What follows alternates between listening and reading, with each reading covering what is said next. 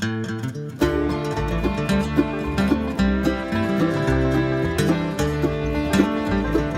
y'all, I'm Leah Lawrence. And I'm her husband, Mitch Lawrence. And you are listening to the Southern Spirits Podcast, where I regale my husband with Southern stories of the macabre, creepy, and strange. And I drink. So what are we drinking tonight, Mitch?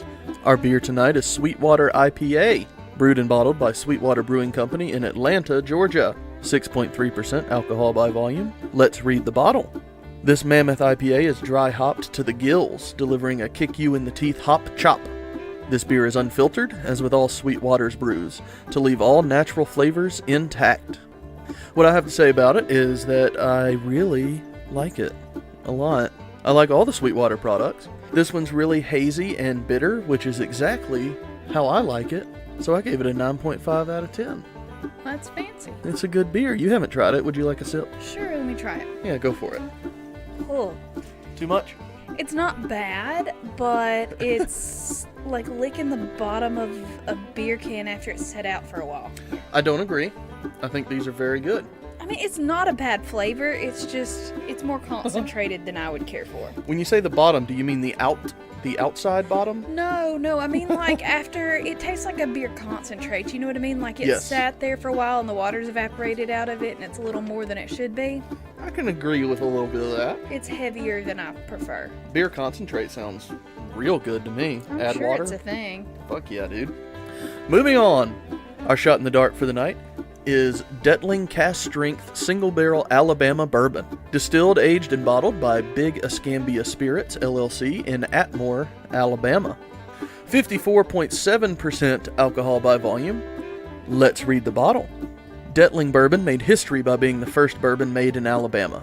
This special field-to-bottle bourbon was born in a South Alabama cornfield, and it rightly deserves to be called Alabama Bourbon. No compromises, no shortcuts, no sourcing. Just a new chapter in a family brand that started in 1867. All right, on to the personal stuff. This is, I believe, the strongest liquor we've had It's to very date. strong. 54.7% is real strong, but I find it to be delicious. I love this whiskey.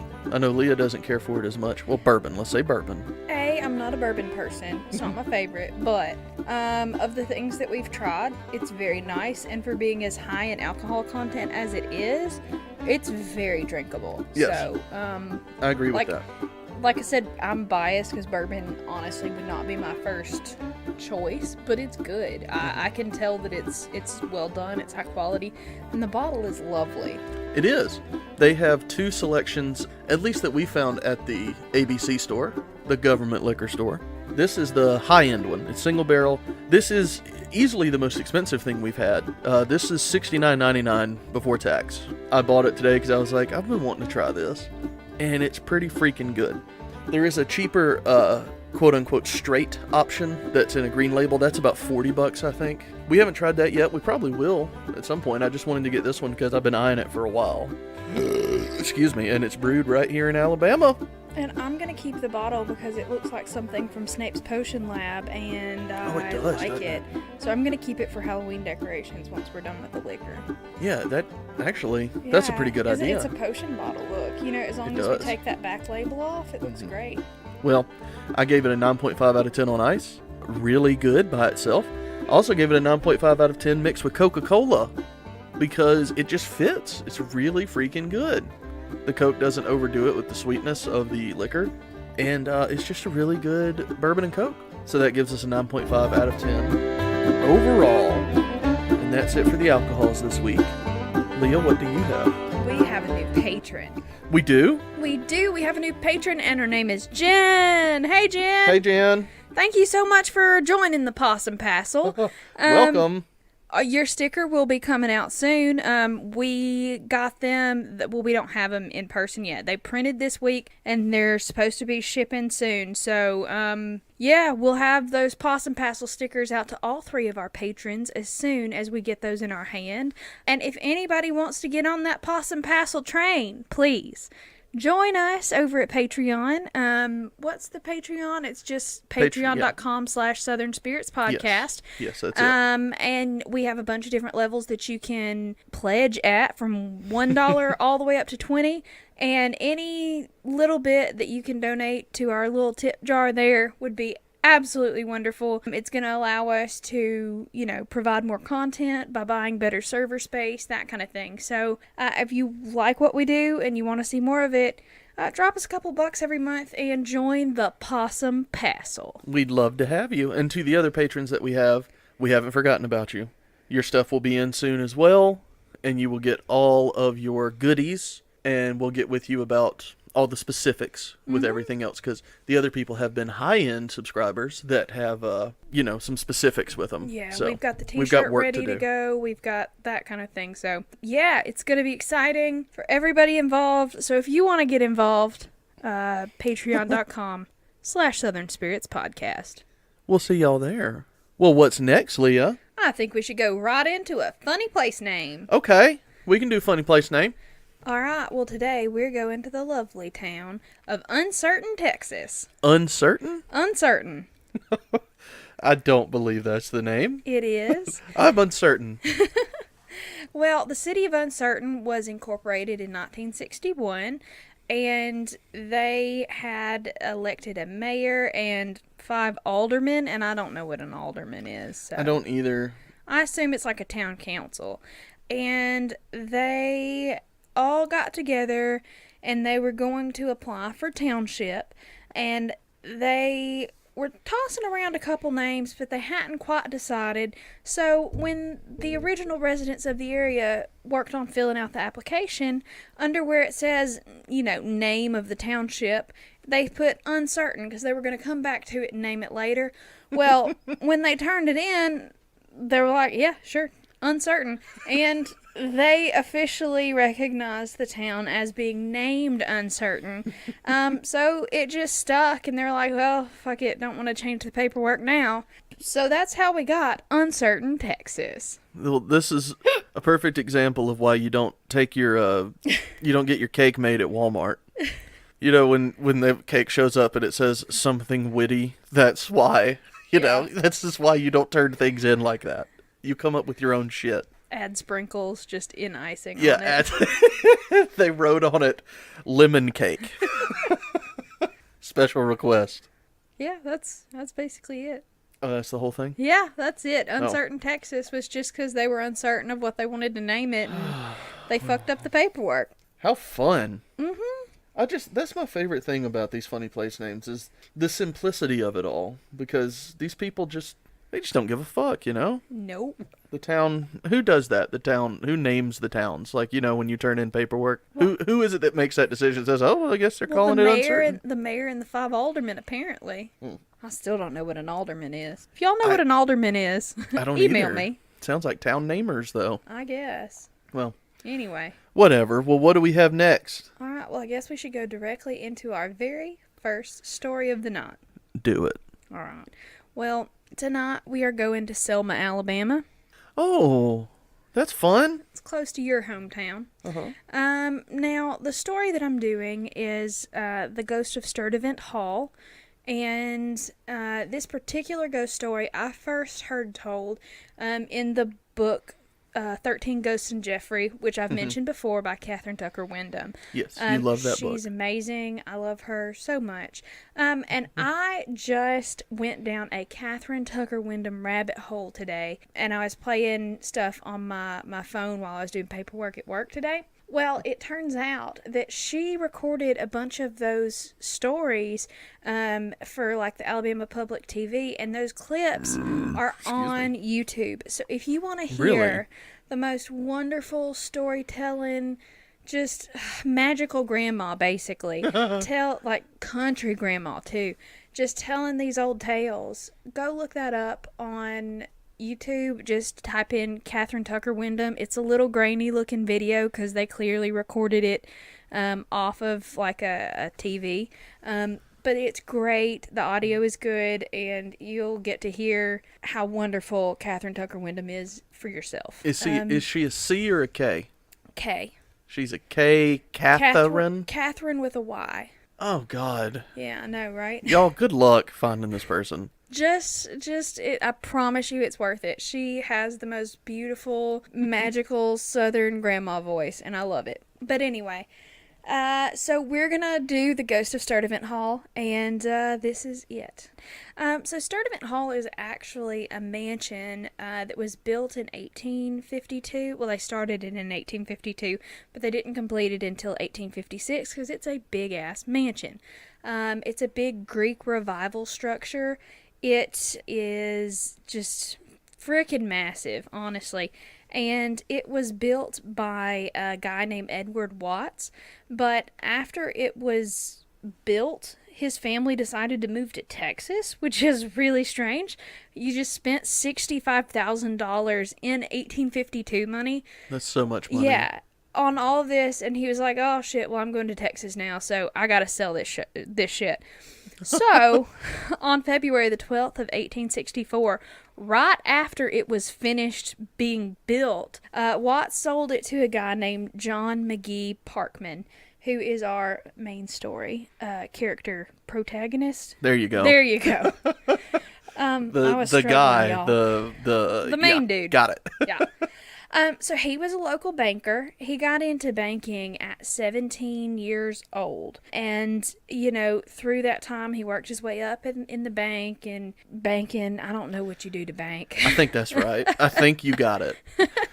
He was real good at banking. Y'all, I'm really ignorant about the way some things 17? work. But yeah, but it's I don't even know 17. that I don't think I had a bank account at 17. I did. I had a bank account at like 8, but my parents wanted me to save. How'd that go? Not too Do good. we have that money right now? No, I cashed that out to buy college textbooks. Oh, well.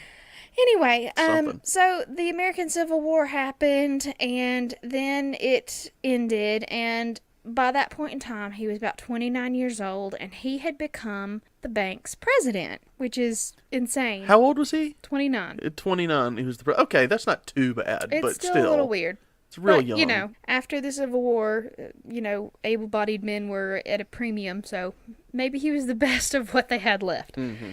But he was made the president of the First National Bank of Selma, and he thought that since the Civil War had ended, and the South's main crop was cotton, he assumed that after the Civil War was over and trade resumed between states and stuff like that, that cotton prices were going to skyrocket.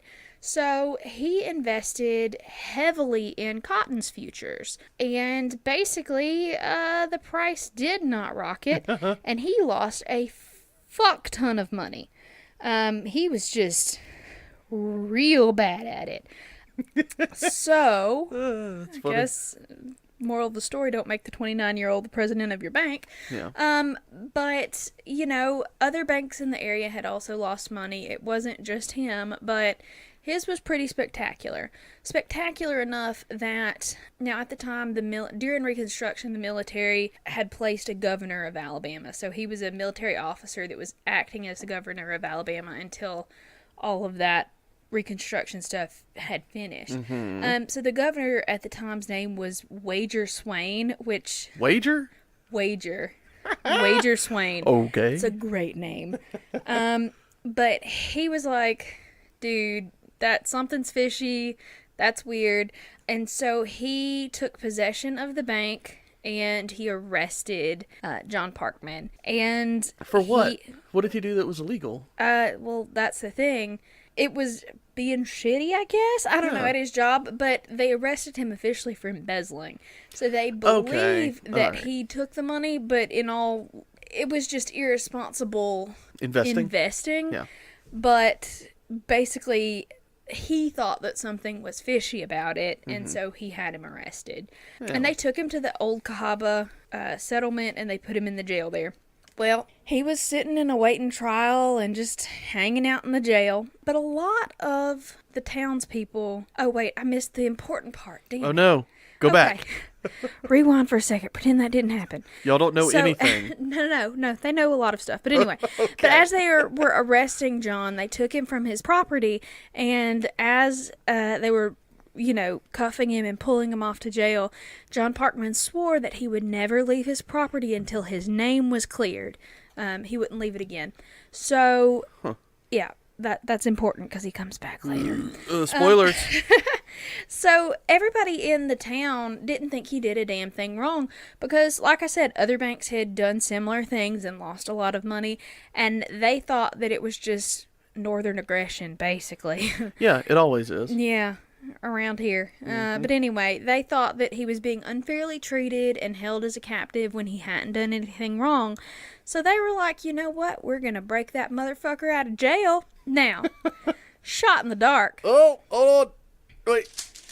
There we go. Okay. There was a diversionary tactic involved in this escape. What was that tactic? Go ahead. Did the townsfolk A, throw a huge Mardi Gras style party in front of the jail, B, set the front lawn of the prison on fire, or C, set up a tent revival on the front lawn of the jail? Oh, this could be anything. Oh, God, what year was it? Like 1880? 1864. Okay. I'm going to say tent revival. You're wrong. God damn it. Okay. What was it? They threw a huge party on the front lawn. Mardi Gras party? Is that what you're saying? Yeah, Mardi Gras style party. The Mardi Gras and party. They had dancing and music, and they just made a spectacle. And the jailers were very entertained. Well, like, okay, is it like Mardi Gras parties like we have Mardi Gras parties? No. Like with their tits out and There were everything? no tits, I promise. I I think assume there were no probably tits. I wish we could name this episode There Were No Tits. I mean, we probably could. I don't think anybody's going to say anything about it. But I'd rather get more downloads on this. give me that Coke. What's going to stop the downloads? If it's called There Were No Tits, I think people are going to click it. I don't know. Maybe we should like put a picture of like a titmouse bird on the label. There were no and just- blue-footed boobies. I get it. Oh. All right, well, here goes the shot. All right, you ready? Yeah, I think it's a little weird that you're shooting something this nice, but I know. Well, that and this strong. This Yeah. could be an issue, but here we go. bottoms up. Whoo! That'll put some hair on your ass. I think you're already there. Shut up. Oh, God. All right. Whew. How was it? Not bad? Strong. Really smooth, though. Good. Really smooth. Nice. But, you know, kind of problematic because it is whiskey and it's very strong. So, I guess the story needs to continue. It does. I'm going to sit over here and wallow. Well, they threw this huge party on the front lawn of the jail. There were dancing and singing and just a big old party. And they invited the jailers out, and the jailers were watching and looking at the entertainment because it's real boring out at a jail and there's nothing to do. So, and then on top of it all, because duh, they bribed one of the guards to unlock his prison cell. Okay. All right. So, they bribed the jailer, and John escaped during the middle of this party. Well, apparently not everybody was entranced with the party, because one of the jailers were like, oh shit, this dude's escaped. And now, this jail is right next to a river, the Cahaba, I believe. Yeah, I think that's right. Yeah, and he had gotten almost to the boat that they had waiting for him. He had one foot on the barge that was about to take him downriver into safety, but unfortunately the jailer caught him, shot him, and he fell into the river and drowned. Oh, man. I mean, other people say that he jumped in the river to avoid more gunfire and drowned, but at either rate, he got shot and he drowned. Yeah. So, John's name was never cleared. So, like he said before, because I forgot, he was never planning to leave his property until his name was cleared. And since it's never been cleared, his ghost still haunts the property today. They say that doors, completely locked, dead-bolted doors, will open mysteriously for no good reason. People see impressions of outlines of bodies in the beds. They say that things rearrange themselves in the house, even behind cases that are closed and locked, because it's a museum now. And they also say that they see the ghosts of two little girls, too, which he did have two little girls. And they say that you can see him through the window in the front, looking out towards where the kids used to play on the grounds. That's It's so just creepy. and lots of people have seen him. It's just a he's not a malevolent spirit. He doesn't seem to be upset. He's just hanging out at his house. I just wanted you to know I looked it up because I was very curious. It's just the Alabama River. Oh, is That's it? there, yeah. Okay. Yeah, so Selma's pretty west No, in we're relation talking to about Alabama. Old Cahaba. Oh, The I jail is at Cahaba. The house is in Selma. Never mind. I'm Yeah. sorry. I didn't realize they took him that far away. Yeah. Okay. It was the federal prison. Yeah, okay. Well, that makes sense. He went a long way away then for his federal banking violations. Yep. So I'm sorry for that's- interrupting. Yeah, so that's what happened to John Sturdivant. He's still hanging out at Sturdivant Hall. And like I said, it is a museum open to the public for a small fee. You can walk around and maybe encounter him yourself. You can walk around like freely? Well, I In the mean, building? it's a museum. I assume Yeah. there's a tour. Okay. I've never been. Maybe we should go. It's beautiful. It's gigantic, but it's very pretty. Well, Nice I enjoyed mansion. that. I enjoyed that a lot. All right, well, that was our very first story come to an end. Well, it was a good one. Yeah. Tell him I'm sorry that happened to him. I'm sorry, John. Sorry, do you have another issue over there? I'm hiccuping. That alcohol's strong. Uh-oh, it's real strong. Which really sucks because I have another 8 pages of notes to get through. Okay, dwindle it down. I don't have this kind of time. I'm sorry, but you're really going to enjoy this one. Okay, if you say so, go ahead. Because today we're going to do what I consider my hometown murder. Uh-oh. And I've told you a little bit about this one before. I think if I know what you're talking about, yes, you have, and it's a good one. It's a It dooze. is, but it's not. But like I said, you've never really been involved. You haven't heard the whole thing. Correct. I'm doing the murder of Karen Tipton, and it is from Decatur, Alabama. Now, the first true crime thing that I ever remember as a kid growing up was the John Benet Ramsey murder. I remember seeing that on the front of People and stuff like that. And that was kind of shocking and weird, and I realized that people could be bad. And that was the first thing that I remember. But the first one that really impacted me, that I followed through the whole, from the time it happened to the end of the trials and stuff, was this case. Because it did happen in Decatur, Alabama. And my mom actually has a little small part to play in. I was gonna say y'all know these people, I think. No, we don't know the people involved. We know the judge's family, and my mom also was a medical treatment Right. with one of the people involved. But I'll get there. But like I said, this is a personally very interesting story to me. And we will talk about it now. Right now. Next week on Southern Spirits Podcast. Oh, no, we're going to talk about it right now. Which, by the way, I want to interrupt you real quick. I All started right. listening to that Dr. Death podcast that's new that people love, and I'm fascinated as well.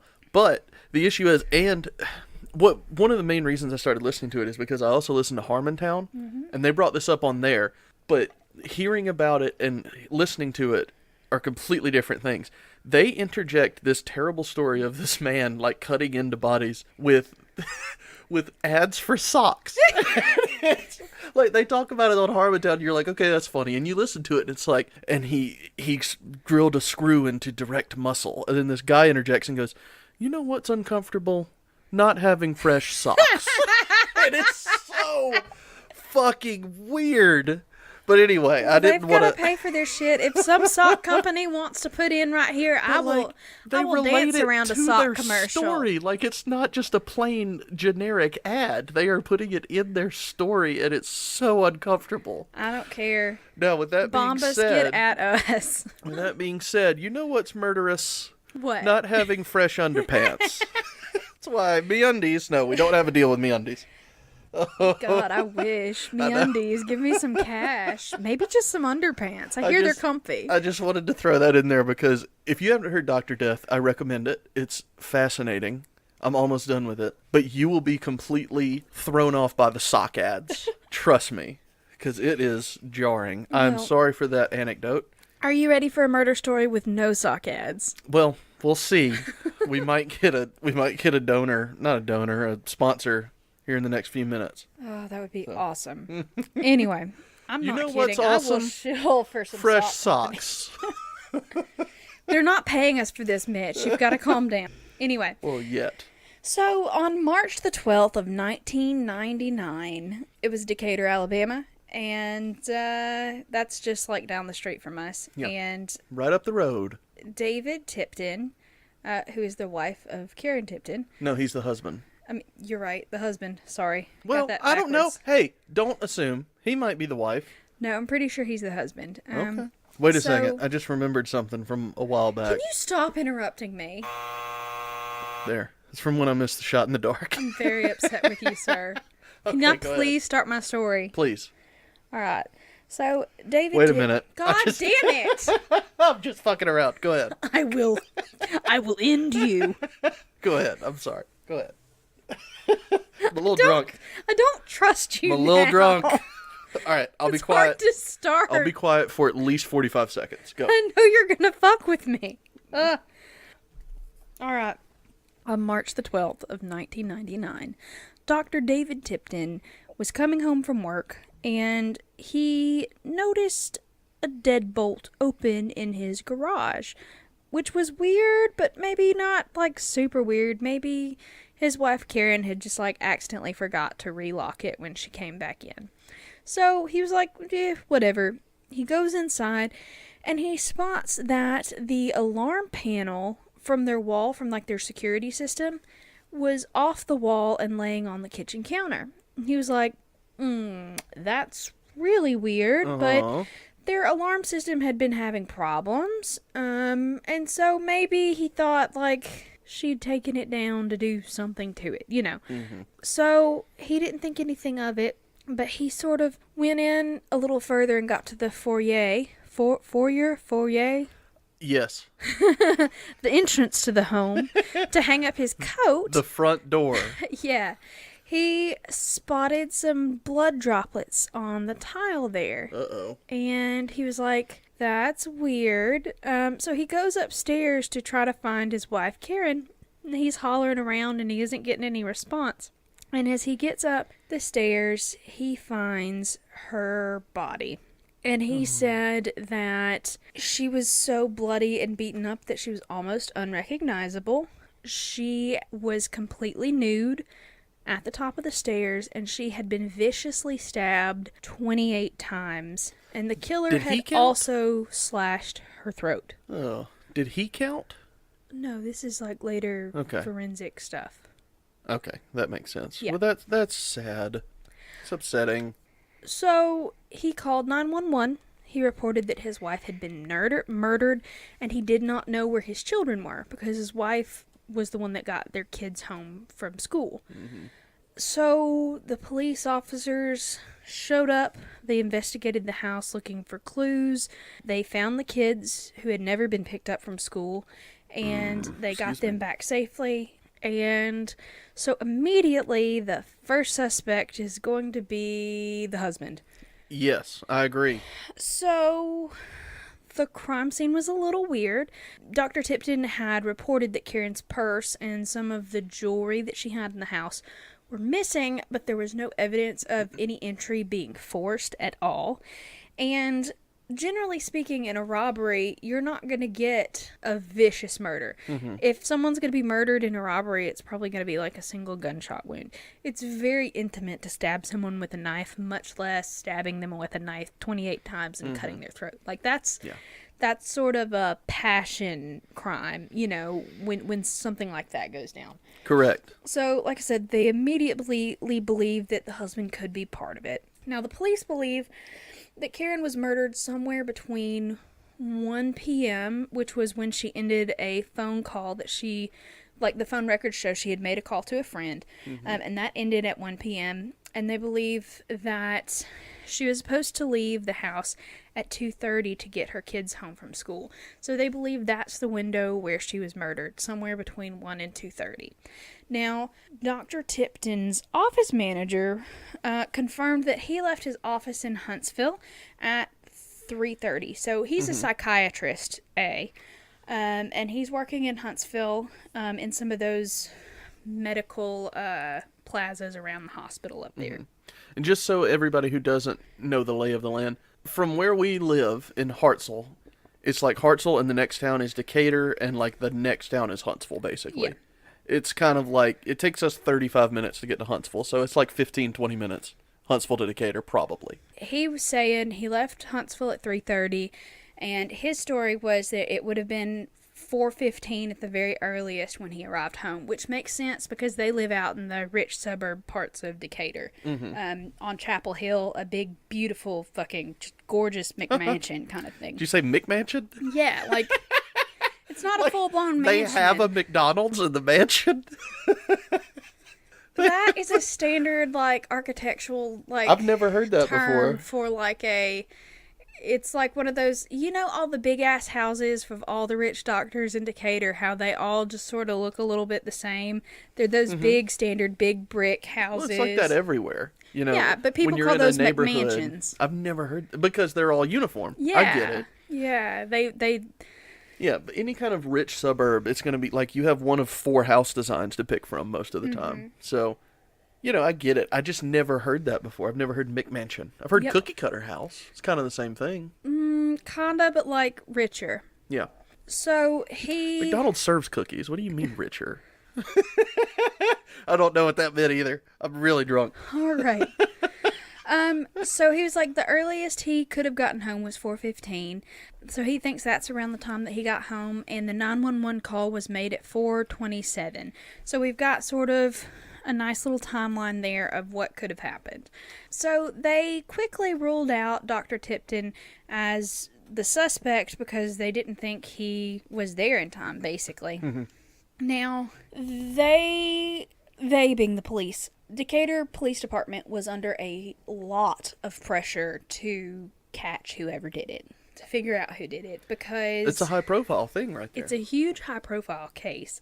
A doctor and his wife, you know, that kind of thing.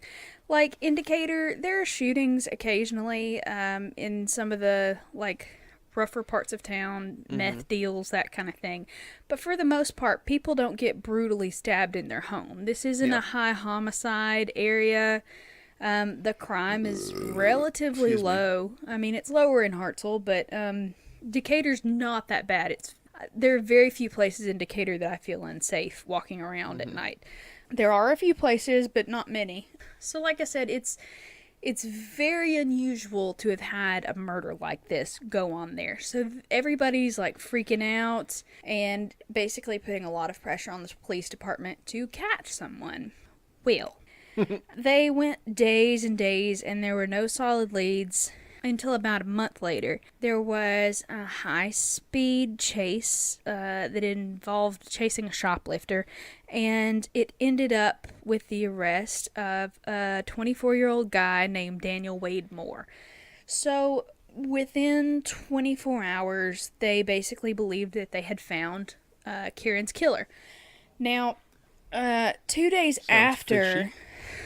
So 2 days after Daniel Wade Moore was arrested, he made, like, they bonded him out for the shoplifting thing, and he made this sort of admission to his uncle. Now, his uncle's name was Sparky Moore, and... yeah. Stop. People aren't named Sparky. Dogs are named Sparky. Well, so's this guy. I had a dog named Sparky growing up. And apparently he's a local contractor. I don't know Sparky. But... this is the quote from Sparky of what Daniel said to him. He said, "You know the Tipton murder? The doctor's wife that was murdered on Chapel Hill Road?" And I said, "Yeah." And he says, "Well, I was there." He said, "Me and 2 other guys broke into a home. Nobody was supposed to be there. And the guy that was with me stabbed her and killed her." So, Sparky was like, all right. There was an accomplice. So Sparky reported the conversation to the police like he should have. And the next morning, the police tracked him down into one of those shady motel rooms off the highway. And it was littered completely with drug paraphernalia. And they brought him into the police headquarters for interrogation. Now, shot in the dark. Wait. Got it. When the police stepped out of the interrogation room for a break... Daniel Wade Moore pulled out his pocket knife and stabbed himself. How many times did he stab himself? Oh my God. Was it A, 1, B, 8, or C, 16? 8. You're wrong. God, what the fuck? It was 1, wasn't it? He stabbed himself 16 times. Well, sounds like they were doing their job then. Give me the fucking whiskey back. There you go. Do you want one? You want a shot? Sure, pour me one. Oh, you're gonna regret it. Probably. We've still got a few pages to go. Shit. This bottle makes it really hard to pour shots. It's a really cool bottle, but it has like a very wide rim around it. The part that makes it look like a potions Yes, bottle. it does. It looks just like it's supposed to house Polyjuice potion. It does, but it makes it really difficult to pour into. I mean, a glass of any kind. I had trouble pouring just drinks today. It is an odd shape, but I like it. You ready? Probably not. Yeah. I mean, you shouldn't have volunteered. You ready? 3, 2, 1, go. Oh. Oh. Should have used the Coke. Not the beer. Oh. Stuck in the back of my throat.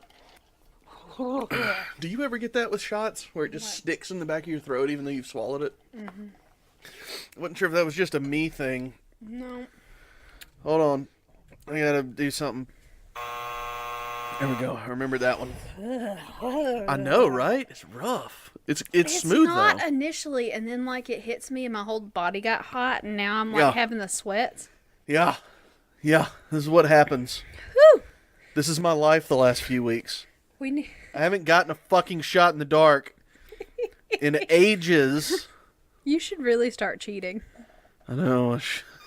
I should be Googling over here while you're reading the story. All right, you ready to keep going? No, but we can. Okay. So, yeah, he stabbed himself with a pocket knife 16 times. Now, it wasn't a little pocket knife. It was a pretty big pocket knife. And, how did he have his pocket knife in interrogation? In police interrogation? Because Decatur PD apparently doesn't, like, frisk people that they're bringing in on murder charges. I don't know. He could have been in his butt. It was not in his butt. It was in his pocket. Well, Leah, just because it's called pocket knife, it doesn't mean that's where it's kept. That's where most people keep them. Yeah, but it's not like it wasn't butt knife. No way it was in his butt. You can keep it in a pouch. You can have a Fannypack knife. I have a feeling it was in his pocket. Probably. Just going out on a limb here. And like I said, he stabbed himself 16 times. Well, that is where my mom comes into this. My mom my mom passed last year. So she worked at Decatur General at the time. They changed their name a few times. But at the time of this particular story, it was called Decatur General. Excuse me. And she was a respiratory therapist. So she God. actually, he stabbed himself in the body 16 times. And so he punctured some of his lungs and stuff. So while he was recovering and stuff, she actually had to give him several like pulmonary function testing and breathing treatments and that kind of thing. Mm-hmm. And so when they bring prisoners up there, like the corrections officer, the guard has to be in the room or just outside of the room. And she said that, he was in handcuffs the whole time. That whole it was a big process having him there in the hospital. But she said he was always really polite to her and, just seemed like a confused redneck kid, basically. Which I'm sure she probably wasn't supposed to tell me that, but like I said, she's not here anymore, and that can't be a HIPAA violation against her, so there you go. I don't think anybody cares at this moment. No. But, so basically, the police decided that they had found their man. Moore was a drug addict, very well known to be a drug addict. He didn't really have an alibi on the day of the murder, and bonus points, he tried to stab himself to death during the questioning. So they thought, by damn, we have our guy. By damn. By damn. I'm sorry my expressions don't come out when I'm drunk. You're so country. Yes. We got our man. So they got a search warrant and they searched Moore's apartment and they found a critical piece of evidence that would be used against him later, an alarm company toolbox. It turns out that Daniel Wade Moore was working for ADT, which was the company that installed the alarm system in the Tipton home a few months earlier. So he had actually been on that job, as far as I know, and he was one of the people that helped install their alarm system. Mm-hmm. So they're like, this is fishy and shady, and totally got our guy. So Dr. Tipton puts out the theory that he thinks that Daniel Wade Moore entered the home just by knocking on the door, saying, hey, I'm the alarm company guy. We've got to do something to your alarm. And that she would have just opened up the door because, sure, service guy, you know. And he said that we were expecting someone from the alarm company anyway because the alarm wasn't working right. And since he had that alarm company toolkit, you know, what reason would she have to not believe that it was him?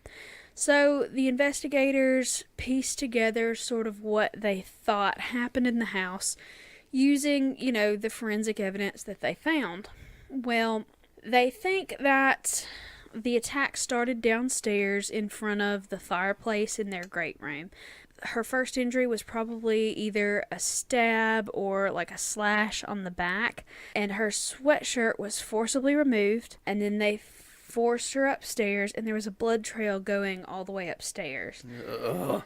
And like this at all. once they got upstairs to the bedroom, where police found like all of Karen's clothing, so they pulled all of the clothes off of her, and they believed that she was sexually assaulted and then stabbed to death. I'm so upset now. Yeah, so I was having fun. yeah, so they believed that like she escaped to the hallway and was sort of murdered in the hallway. That's where she was finished, you know, killed for good. That's so hard. You sound really evil when you say that's where she was finished. That's not what I meant, y'all. I'm drunk. I have honestly been following this case since I was like I know. 9 years old. I know. Like it happened when I was 9 years old, 20 years ago. God. Well, 8 years old, I guess. So this is a big deal for me. If it was 99, you would have been 9 years old, turning But 10. I turned. 10 in 1999. I You was were born in 89. Yes, you turned 10 in 99. So you would have been 9 at the time, because your birthday is in November. Shit, I'm bad at math. You are Whatever. really bad at math, or really drunk.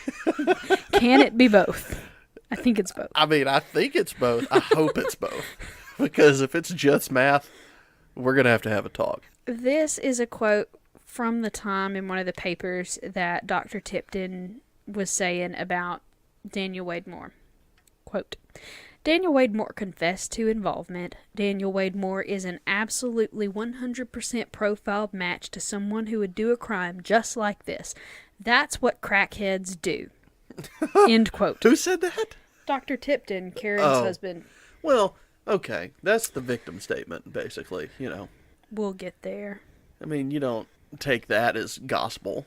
You know, he was directly affected. So, yes, he's going to be passionate about it. We'll get there. Oh, I know there's more coming. I'm just saying. Anyway, so Moore recants his statement.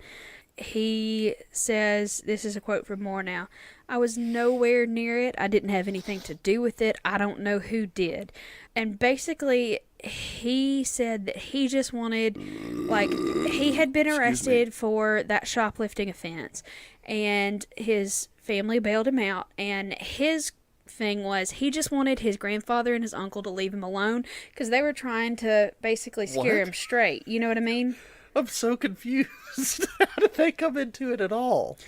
They were trying, like, the reason he confessed to his uncle was that he was trying to scare him off and to keep him away from him so he could go back and do his drugs. Okay. Makes sense. Oh, I killed her, I'll definitely kill you. Yeah, that kind of thing. Or I know people that, you know, so stay away from me. That's right. He didn't say he killed him. He didn't say he killed him. He said an accomplice stabbed her. So his quote for this is, I wanted to get my grandfather and uncle to leave me alone. I've been involved in something, and I'm afraid that it would, or he was saying, anyway, fuck, I'm drunk, y'all. Is there more to the quote? I think so. Where is it? I don't know. Where did it go? I think I copy and pasted the quote wrong. Anyway, but my point is, he said that all he cared about was getting back to doing his drugs and having them leave him the fuck alone.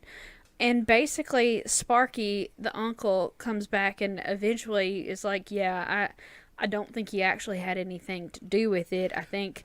I don't trust anybody fucking named Sparky.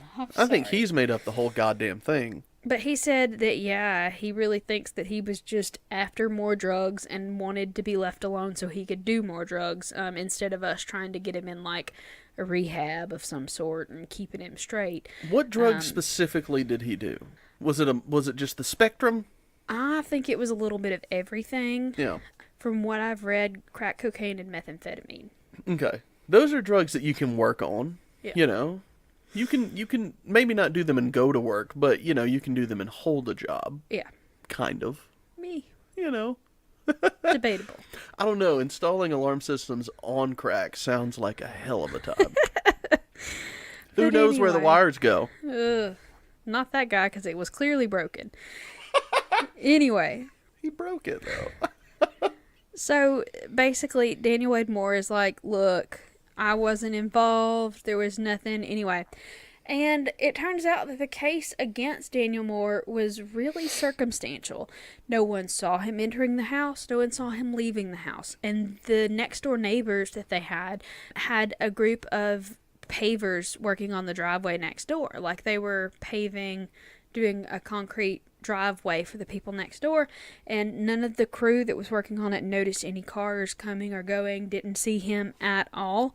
So that's a thing. And none of his fingerprints were found on the crime scene. There was no fiber evidence. There was no DNA evidence.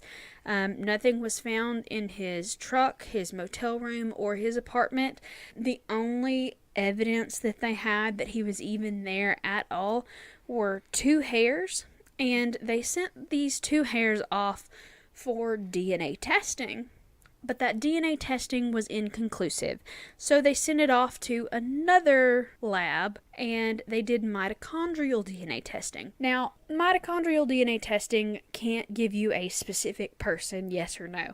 Mitochondrial DNA is passed down from your mother. So you have the same mitochondrial DNA that your mother had. Mm-hmm. I have the same mitochondrial DNA that my mother had. Right. And her mother, etc. So you can narrow it down to within tenths of a percentage of groups of people that it could have been. Mm-hmm. But there's no way that you can have mitochondrial DNA say it's you.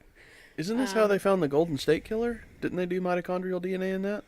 I don't think so. Well, anyway, that was a recent thing, and I'm sorry if nobody knows what I'm talking about. And for interjecting that, continue whenever you're comfortable. Thanks. But anyway, so, like I said, and it matched his mitochondrial DNA type, but once again, that is a much less reliable science than actual DNA matching. Yeah, it could have been, a dozen or 100 people. Yeah. Maybe. Yes. Anyway. It also didn't help their case that he was also in the house previously, just as a worker meant to be there, supposed to be there kind of thing. Right. So who's to say that his hair didn't show up there then? You know what I mean? So also people were like, so if you didn't do it, why the fuck did you stab yourself 16 times? And this was his quote answer. I didn't really want to die. I just didn't want to keep living the life I had. And he's talking about being in the interrogation room. He said, they started telling me how, my family was such good people and it was just a shame that I wasn't nothing but a junkie. And seen hundreds like you and you'll never change. And that was true. He walked out of the room and I just said, that's it. Took a knife out of my pocket and I just closed my eyes and did it like that. So basically, he was to the point where everybody thought he was a fuck up and he was just going to end it to keep his family from suffering. basically. That's why he that's believes sad. that he tried to stab himself to death, and not because he felt guilt or anything over the crime that he committed, just that everybody thought he was a fuck-up drug addict and that he didn't think he was worth anything, you know. Yeah, that's sad. And obviously some people didn't believe him because they still put him on trial. Yeah. Okay, so It's his defense attorney, his name is Sherman Powell, and Sherman Powell believes 100% that his client is innocent. He took him on. They started this trial, right? On November the 4th of 2002, which was 3.5 years after Karen Tipton was murdered, the trial finally started. So prosecutors really thought that this was going to be an open and closed case. We've got him. He fits. Huzzah. But a lot of people in town really thought that the prosecution's case just didn't really add up exactly.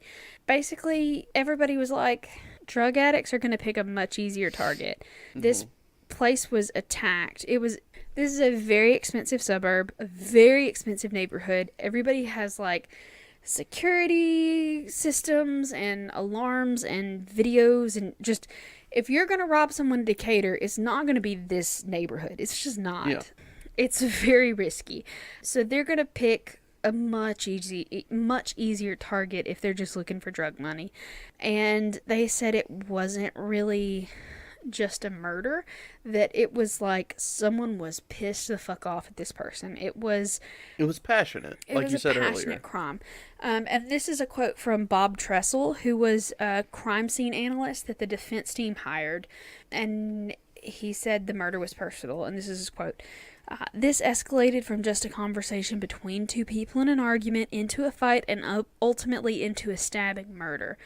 There was only one door that was not dead-bolted. Karen Tipton either had to let the perpetrator in herself or he had to enter using a key. So basically, he also believes that the way the alarm was dismantled points to someone that wasn't familiar with the alarm system. Basically, just ripped off the wall. It was just ripped off the wall. And if he was, involved in installing these things, he could basically turn it off wherever. It just didn't add up and it didn't make sense. It doesn't right now. I know that. I don't agree with it. Yeah, so basically they said that this guy, Tressel, the crime scene analyst guy, Bob Tressel, he basically said that he agreed that they thought that the first attack happened in the foyer for the front of the house. Door. Just say front door. We've been over this. But he said that the blood drops that they were seeing were like round blood drops, so it didn't look like they were fleeing or running away. It just looks like a nick, and there was like blood. You know what I mean? But because there's not a copious amount of blood down there. It doesn't get super bloody until the super duper stabbing upstairs. So he thinks that it was anyway, and so she wasn't running for her life. She wasn't freaked out. She just went upstairs, and anyway, that's where the rest of the stabby stab happens. Jesus, Leah. I'm sorry. But they also said that you're desensitized to the case, but saying the rest of the stabby stab might not be the best thing. She got stabbed 28 times. There's a lot of stabby stab. You don't. Oh my God. I'm very drunk, y'all. I'm sorry. We shouldn't have done this story. But yeah, so they also point to the fact that the body was moved. So she was dragged out of view from the stairwell where the murder itself happened, because this is one of those houses that has the big fancy windows on the front of the house where you can see the grand staircase coming down. And you could have seen the body from the outside of the house if the body was still laying where it happened. Where they are pretty sure it happened. Well, yeah, where all the blood was. Yeah, the pooling and everything, yeah. I'm guessing. So the murderer knew enough about this house to know that you could see the top of that landing from the outside of the house, so they moved the body. So that sort of also leads to someone knowing... Yeah, exactly. Familiarity with the house itself. So they think that's weird. And then Tressel also said that someone tried to clean up the blood. Excuse me. And that's not really an act that you would expect a stranger to do. If someone accidentally killed this person in an attempted robbery, they're gonna like flee fast and leave as much, just bye. They're not gonna stick around and try to clean things up and figure things out and move the body and that kind of thing. It's Who would they be hiding it from, Exactly. So they think that they're basically pointing back at someone that she knows, someone that she's involved with at least in some capacity, and someone that knows the house really well. So there were basically a few possible killers that they thought it could have been, but obviously the main guy that people focus on is Dr. Tipton, because he's the husband and the husband always did it. Just basically. I mean, in true crime, a lot of the times the husband did it. Accurate. Yeah. I agree. Now, if Leah shows up dead, I definitely did not do it. I want that understood. Y'all have heard? Thanks. The podcast this will be episode 28. And a few other extras here. Y'all know our relationship. Y'all know I'm not going to do that. Not unless, like, my body's just, like, has a hidden sound sensor. And, like, when you move my body, it, like, makes a or something. Like, you had a soundboard in my body. That would be your calling heart. Yeah, like that. Okay. I was very confused as to what you meant. I'm very drunk. Leave me alone. I mean, I don't play with the soundboard outside of the podcast, Leah. This isn't an everyday thing. Just, I don't do it all the time. But anyway. Alright, so they also think that basically people are like, okay, but why would Dr. Tipton have any motive to kill his wife? Everything seems sort of peachy and they're rich and nice, fancy, happy, 2 kids, that kind of thing. Like, why the fuck would he want to kill her? Well, there was some indications of extramarital affairs that were going on at the time. With a 24-year-old alarm installer. No, man. not with him. So, from the different reporters and stuff, they believe that Karen Tipton was having at least one affair. Possibly more. You go. So at the trial, the defense called a neighbor, who obviously was a very nosy neighbor, who said that she often saw a light-colored pickup truck parked at the Tipton house during the day when Dr. Tipton was at work. And on the stand, Dr. Tipton also admitted that just weeks before the murder, his best friend, whose name is Mike Ezel, had emailed Karen suggesting that they swap spouses. Oh, hey. Yeah. So, hey, that sounds fun. There was some swinging going on, or not. Well, it sounds like involuntary swinging. It sounds like cheating. Maybe. Because it doesn't sound like the doc was in on it. Well, he says that he wasn't in on it, but there were lots of rumors at the time that that wasn't the case. Oh, okay. Now, I don't know that, and it hasn't been substantiated, so this is just, once again, the Decatur rumor mill just a churning. But from what I heard, the rumor was at the time that this was not an irregular occasion for them, even though he said on the stand that it was. Okay. Now, it's also said that Karen might have had reasons to be pissed off herself, because when the murder happened, they took all of the computers in the household, right? Well, obviously there weren't, I think there was like one or two, because it was 99 and they weren't, There wasn't a lot going on internet-wise at that time. I mean, there was, but, it wasn't where it is now. Mm-hmm. Well, it turns out, even in 1999, that they looked through the hard drives of these computers, and it turns out that their hardcore was loaded with hardcore homosexual pornography. Oh, okay. You said they're hardcore. I think you meant their hard drive. Hard drive, sorry. Yeah. Their hard drive was loaded with a lot of homosexual pornology. Pornology? I think pornology is the word I was looking for. Lots of gay porn, basically. Okay. So, maybe that she saw that and she was like, okay, what the hell? What's going on? What's with all the gay porn? Because for the most part, ladies don't generally... I mean, I'm sure some people have that fetish, like straight women looking at gay porn, but that's not standard. Let me say, in full disclosure, in mixed company, gay pornography is fantastic. I mean, I've been in rooms with multiple people of different genders and sexualities, and just like, oh, gay porn. Not like just like it's fun to watch heterosexual pornography. It's like, oh, this is hilarious and fun to watch with a group of people. You get what I'm saying? How many groups of people do you watch porn with on a regular I was in a basis? fraternity, Leah. There were lots of instances of, hey, it's Thursday night, nobody's here. Let's us 14 people watch porn in the living room. Yeah. There was a chicken and porn night at one of the fraternity I mean, chapters exactly. And we had gay members in our fraternity. Yeah. We had women there. And they we would did watch too. heterosexual and homosexual pornography. Yeah, Thank you.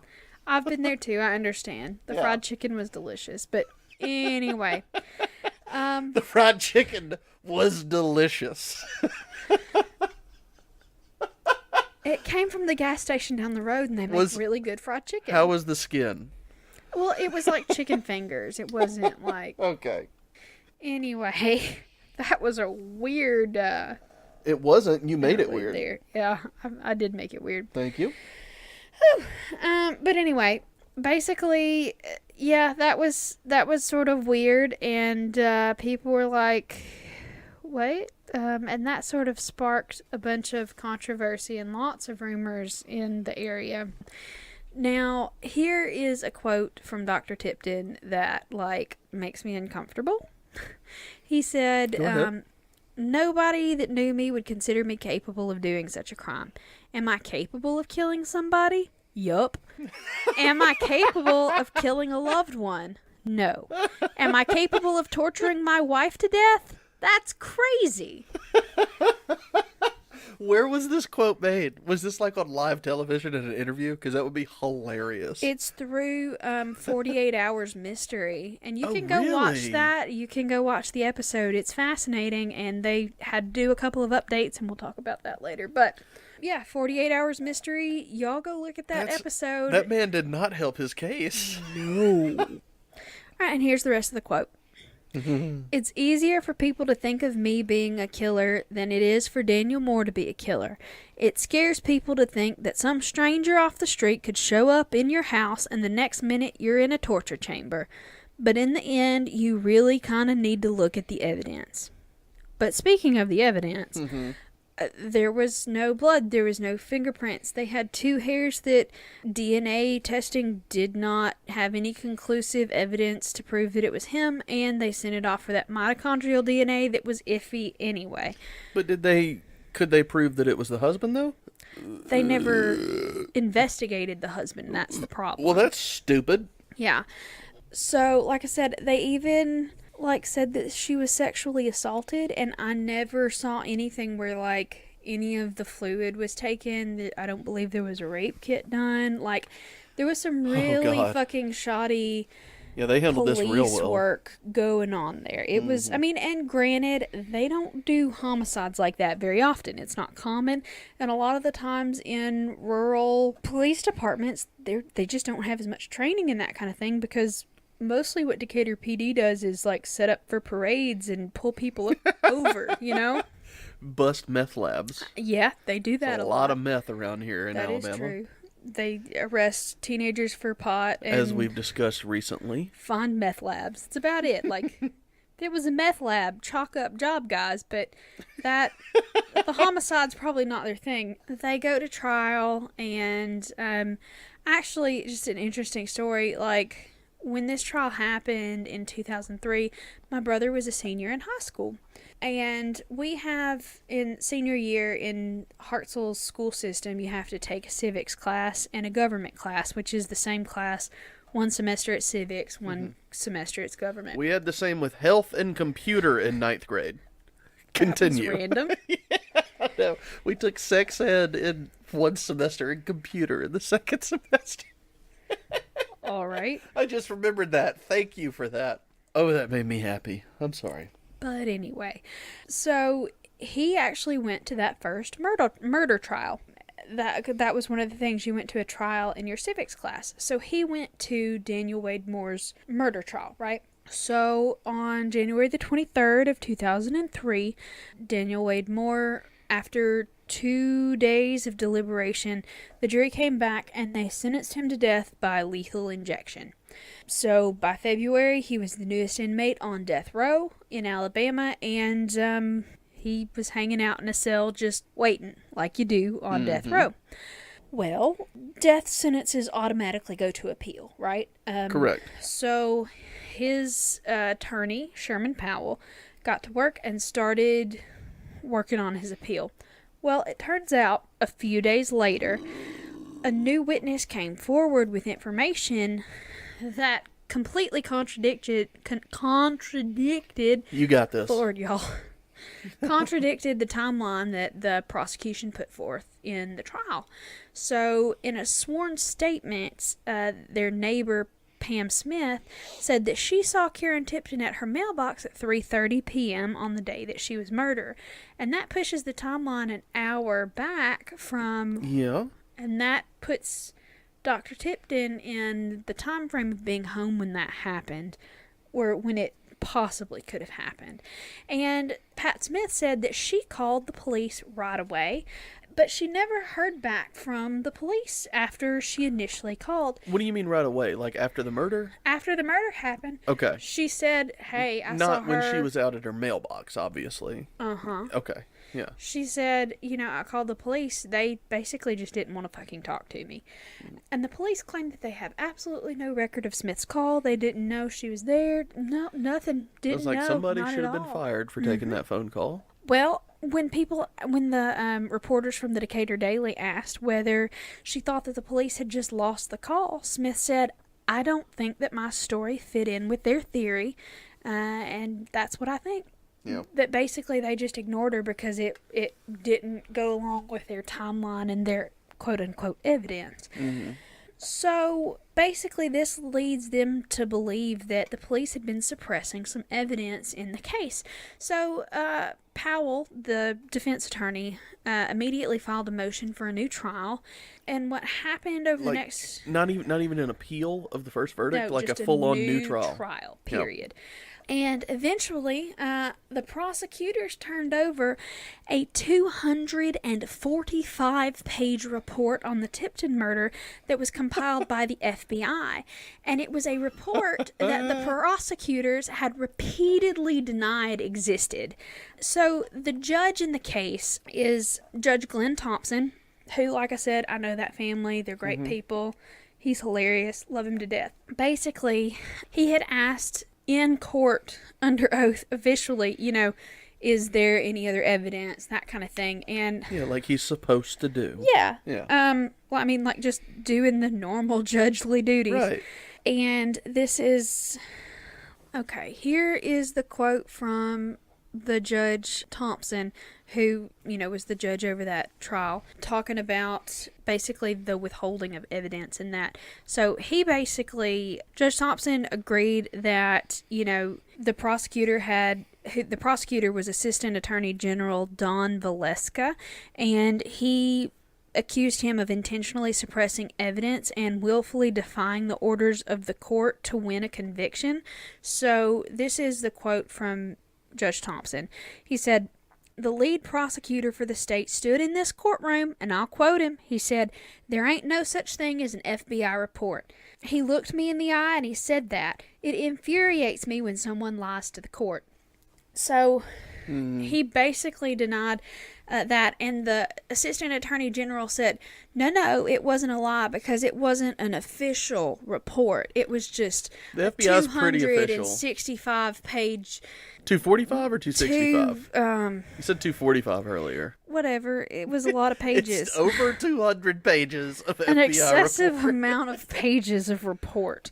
And basically, he was like, look, that's upsetting. It's not okay. And look, we can't do it that way. It's awful. So basically, what ended up happening is that Judge Thompson just threw that entire trial out. And as he should have. Exactly. I mean, yeah, that's just... I mean, you can't act like an asshole like that.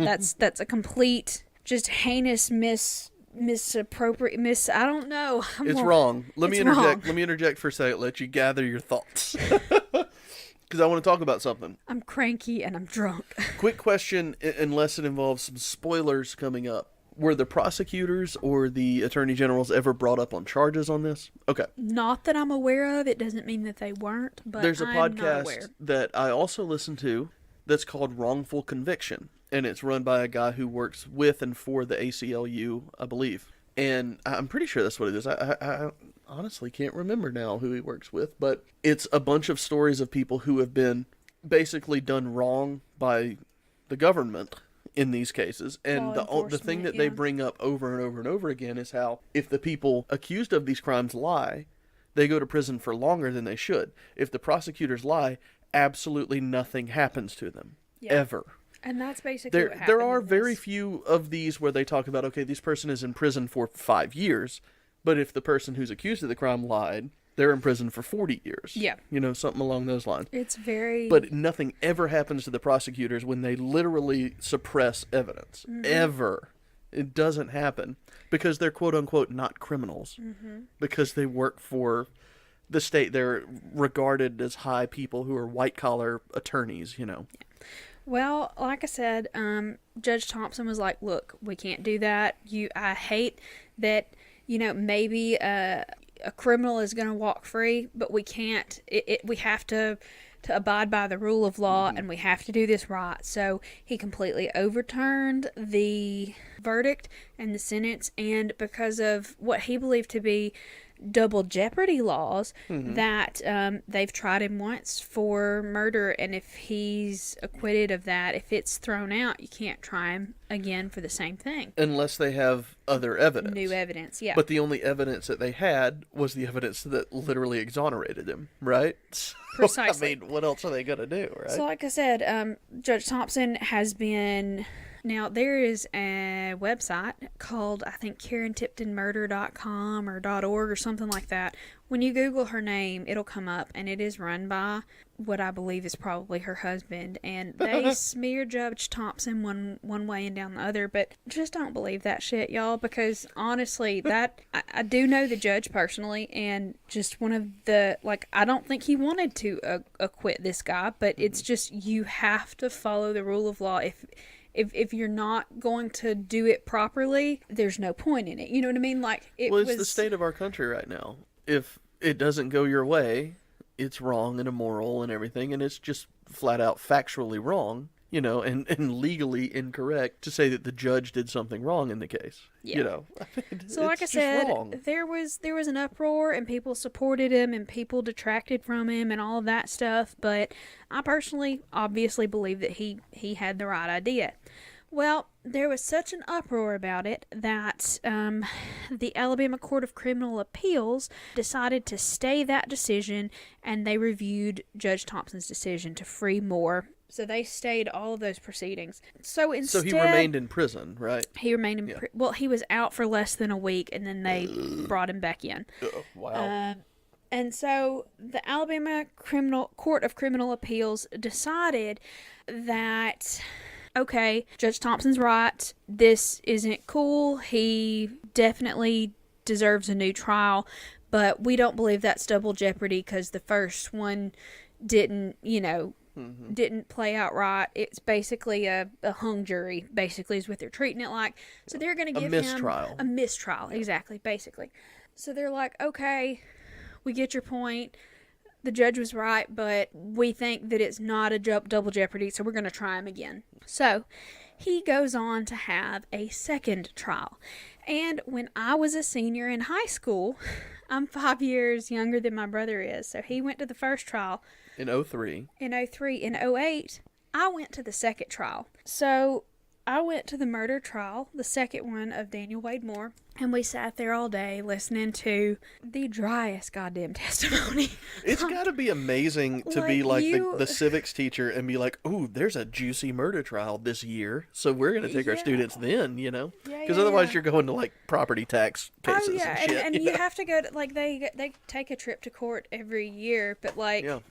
It was really cool that when we went, because Judge Thompson actually showed us around, because he was not he recused himself from that second. Yeah. He has to, I believe. he didn't technically have to, but I believe he decided that he had been too involved with that first one, and so they were recused, and Judge Haddock, I believe, is the one that took over the second one. But Judge Thompson showed us around the courthouse. He told us about the case, that kind of thing. And so we were sitting there, and that was the longest testimony that I've ever sat through in my life. And, like, yeah, it was just really fucking long. Well, and I you mean, any kind of actual testimony in a court is very boring. Yeah, like, you expect, like, Law and Order, and it was not. No. Actual court is absolutely terrible. It's dry as hell. But the only thing that I really remember, I remember seeing Daniel Wade Moore sitting there looking like, fuck, you know what I mean? Just like, he just seemed defeated. And then I also remember Dr. Tipton was sitting there with the prosecution, like on that side of the courtroom. We were all sitting in the pews, and those pews are hard as fuck. Hurt my butt. We were in there for hours. But anyway, so we're just sitting there, and Dr. Tipton just has the creepiest eyes. Just his entire... And if you want to hear what I'm talking about, if you want to see what I'm talking about, and obviously this is just my opinion. I don't know anything about him. I am not smearing him. I am not just cover my ass. I don't know anything that happened. This is speculation on my part. But I was in the courtroom for that second trial, and just... he was creepy. Like, and I didn't expect him to be creepy. When I went into that, I kind of thought that, you know, Daniel Wade Moore probably did it. Maybe not, but I mean, who, you know. But just, I got this overwhelming sense of creepiness from Dr. Tipton, and that's really the takeaway that I got from that. God, I just Googled him. If it's the guy I'm looking at. Yeah, and he's actually still... he needs to shave. Yeah, he does. He kind of looked like a weird combination of Colonel Sanders and Patton Oswalt. That's what he looks like. I mean, like, but taller and wider. Is he tall? Okay, but I mean, I'm just looking at his face. Like, he's not super tall. He looks like Patton Oswalt signed up for one of those KFC commercials. Yeah. That's what it looks like. That's a really good description. And he's actually still an active practicing psychiatrist in North Carolina, so... Oh, he moved? Yeah, he moved himself and his daughters right after the first trial, moved them all up to North Carolina to just get away from it, because he said that the rumor mill in Decatur was just so crazy that he was always going to be, you know, the sex party, wife-swapping, wife-murdering kind of person. He looks like he probably sucked a dick or two. I mean... doesn't he? I mean, allegedly. Yeah, let's clarify. Maybe. Once again, I have no idea. This is speculation on our part. But yeah, so they decided to have that second trial. They had the second trial. And the second trial ended up in a hung jury. How hung was it? Pretty hung. There you go. But actually, I just remembered another story from that murder trial that I was attending. Well, that day, we sat there all day, and I sat and watched the jurors because I was bored, and they were reading testimony from the previous case, so I wasn't paying a whole lot of attention. And I was looking at all the jurors and stuff like that, and just whatever, bored. So then I come home, and that night, me and Mom went out to dinner together. It was just us for whatever reason. I don't know where Dad and Jacob were, but... It's girls' night. Something like that. We went out, and at that restaurant, we were sitting at a table, and then they have, like, a slat wall, like a fence divider, you know, in the middle, and there's a table on the other side. And I could hear the conversation through that slat. Well, it turns out one of the jurors from that day was on the other side of that thing, and she was talking up a storm. Well, once the trial's over, you're free to do that, right? The trial was not over. That was the problem. Never mind. She was talking up a storm about, oh, I believe this and I believe that, and I'm a jury on this thing, and she went on and on and on, and I was like, Mom, that's the juror from the murder case that I went to today. Like, can she do that? And Mom was like, No, she cannot. And Mom actually ended up calling is it the sheriff or whoever's in charge of that? Yeah. Called them and was like, look, this is who gave a physical description of the woman, told exactly what she was saying, and that she was talking about it very loudly in an open place to someone that was not on the jury. And we actually got a card back from those people saying, thank you for letting us know the juror has been reprimanded, etc., like that, all of that stuff. But yeah, so I think I accidentally got a juror in that case in trouble. It wasn't accidentally. They shouldn't have been doing that shit. I was going to ask, did they not sequester these people? I mean, obviously no, they didn't, they did but not. maybe they should have They probably after it should had been have. retried. Didn't this get retried like 5 or 6 times? It was 3, but we're Okay. getting there. I'm sorry. So, like Damn, I we're said, still going? Yeah. Shit, okay. It's been an hour and a half. Sorry. But so they had a hung jury at that particular one. They could not reach a decision after days and days and days of deliberation. So it was a hung jury. So they tried him a 3rd time the next year. Excuse me. And this time they finally acquitted him of all charges. So he went free, and he is officially not guilty of the crime of murdering Karen Tipton. It is still a mystery. There is still no consensus of who did it. Real quick, because you Yes. may have said this, but it's been a long time, and I've been drinking a lot. Why were they able to try him a 3rd time? Because of a hung jury. If you have a hung A jury, hung jury is not anything. it's not one way or the It's a other. mistrial, and you can it's just a start mistrial, over. and they have Yeah. to start again. Yeah, you have to start again. It's not you can. It's required. You have Yeah. to start again. Okay. Yeah, I'm just stupid. I've watched enough Law and Order. I should know that. Yeah, so after that 3rd trial, they finally acquitted him of all of the charges, and then basically he's free. He still lives in Decatur, but he gets in the fucking news for every damn thing that he does wrong. Yeah, I'll bet. A few years after he was acquitted, he stole $60 worth of cigarettes from a gas station. That's like a carton. That's right. Yeah, it's like 6 packs of cigarettes. And so he shoplifted that, which obviously has a history of shoplifting. So he got 2 or 3 years of prison for that, prison for that. Then he got out, and then he got arrested for a DUI, and it was big news. And then they acquitted him of those charges. They dropped all charges of the DUI. I don't know how that happens, but anyway. Well, probably some bungling of police work because it's Decatur. There you go.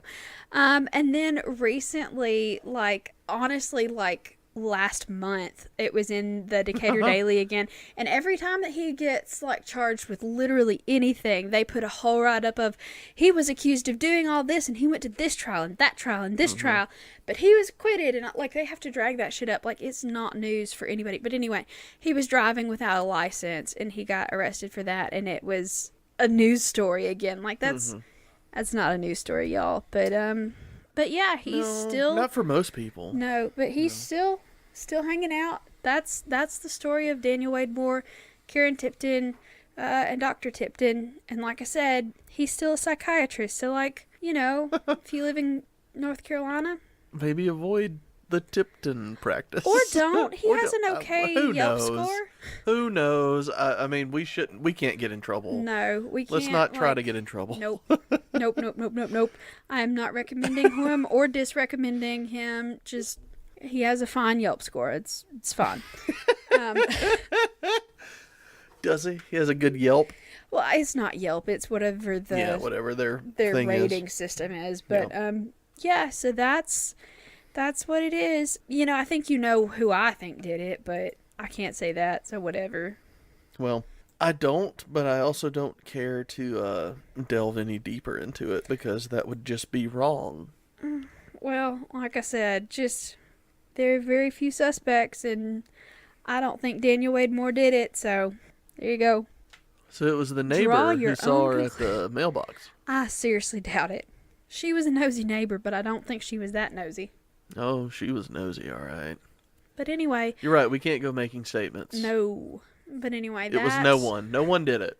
Someone did it. Nope. They just don't know. Absolutely not. That someone will seek us out. But if you want like I said, more information about it, and if you want to see these people talk on TV, 48 Hours Mystery, just look that up. It's probably on YouTube. And you can see these people talk. And like I said, it may persuade you one way or the other, because it definitely did me. So anyway. Who did 48 Hours think did it? Did they say? They did don't they make reach conclusions on stuff like that. Sometimes they do. But or at least they strongly suggest. Like on How to Make a Murderer or whatever that thing was. Like almost positive that the guy did it. But they spin it to make it sound like, oh no, he's completely innocent. But anyway, like I said, just watch that. And like I said, they did an update on it and re-aired it for every trial that they did. So it's out there. If y'all are interested, go check it out. But for now, that's the end of my story. And that was my hometown murder for all you murderinos out there. Making a Murderer was the show I was referencing. Yes, it was. How to Meet Your Mother Murderer. That's what I think. I combined everything together. You watch too much TV.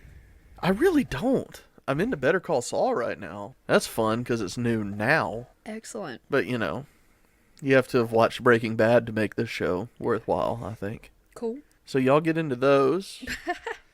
Let us know how you feel about that. And while you're doing that, we're going to go into a toast, I believe. I believe we are. Is it toast time? It is. All right, toast. All right, all of you out there in podcast land, hoist your goblets high into the air, as today we are toasting the ghost of Sturdivant Hall and Karen Tipton, because that poor lady got murdered. Somebody did it. Yeah, we just don't know. Well, who. actually, we don't know if anybody did it. She didn't stab herself 28 times. I'm just saying, we have Although to cover our he bases. did stab himself 16. Yeah. That's weird. We have to cover our bases. Maybe she stabbed herself 27 times and slit her own throat. I don't think so. But anyway. Well, bases are covered. Hoist your goblet, let's go. When escaping a prison, pay off all the guards, or else you'll end up out in the graveyard. 3 trials for murder, and it's still a mystery. Miss Tipton's murder is now true crime history. Drink. First stanza struggled again. No, it didn't. Graveyard. Pay off all the guards. Graveyards. That rhymes. Yeah, it does rhyme, but like the cadence just feels It really did not. weird. It's fine. I checked the meter and everything. Did you? I did. Okay. It sounded good before I was drunk. Leave me alone. Then that's okay. So maybe you didn't like recite it comfortably. When escaping a prison, pay off all the guards, No, or I'll do else it you'll again. end up out in the graveyard. That's fine. That was better. That was better reading. Thank Graveyard was what was upsetting in the first time that you did it. You did fantastic. Here comes... You know, episode 30 is coming up, and I think you should do it, No. and I think you should have a toast. Well, we'll see. We'll see what happens. But for now, you feel free to critique my outro, because here it comes. Come on, baby. Thank you for listening to the Southern Spirits Podcast. Stop laughing. Sorry. Please come see us live October 19th at Tallulah Brewing Company in Jasper, Alabama. You come get some of that delicious Tallulah beer. Yeah, they're going to have pizza and popcorn, which popcorn's always there, but the pizza will be there, I think. Yeah. So But you come have to hang pay out for with that. us. Yeah, I mean, we're not And the covering beer. We're not covering the pizza or the No. beer. I mean, obviously we're not covering it. Anyway, come hang out October 19th in Jasper. We're going to get drunk, and, well, I'll get drunk. I don't know about Leah yet. I will get mildly inebriated as long as we have a sober driver. But we will be doing exactly this in front of an audience. Yes. It's going to be really bad. So, It's going to be awesome. come enjoy it. I mean, it's going to be awesome for us. Regardless of if we suck or not, Tallulah beer is amazing, and I you're going to agree. have a good time. I agree with that assessment. So come do that. Find us on all of your social medias. Just search for Southern Spirits Podcast. You will find us. Send us any fun stories or alcohols we should try to our email address, southernspiritspodcast@gmail.com. If you want some free stickers, review us on any platform that you can find. Email us that at our email address that I just gave you, and we will send you out some free stickers as soon as we get your address. Go on to our Patreon and pledge, patreon.com/Southern Spirits Podcast. Send us any fun stuff you got, like postcards or any fun accoutrement. As a toi. to our P.O. Box, which is P.O. Box 1743, Hartselle, Alabama. That's HARTSELLE 35640. We'll see y'all next week. Bye, y'all.